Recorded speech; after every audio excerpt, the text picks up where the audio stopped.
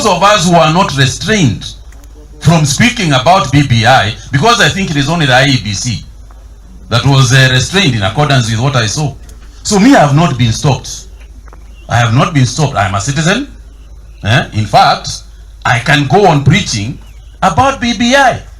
And I am telling you people, BBI is a good thing. BBI protects even the judges. And protects us and protects the country. So as far as we are concerned, tutaendelea tu. Then IEBC will they'll go on, the legal process will go on. But the legislative process and members of parliament are here, and they are the owners of the people, so to speak. They are the ones who are elected by the people.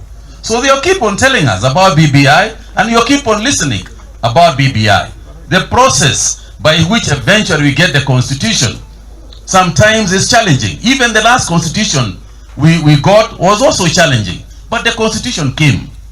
I have no doubt in my mind whatsoever that by this time, next year or by the end of this year, we will have a new or an amended constitution.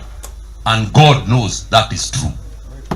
Because, you see, if you look at the judgment, and you see those who are praising the judgment, and those who immediately reacted to say ni kweli wajaji wamefanya vizuri sana.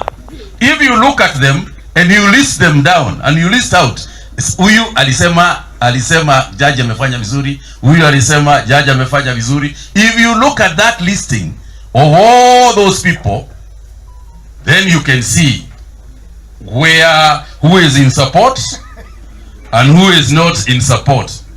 And you can see wacha hiyo niachie wanasiasa.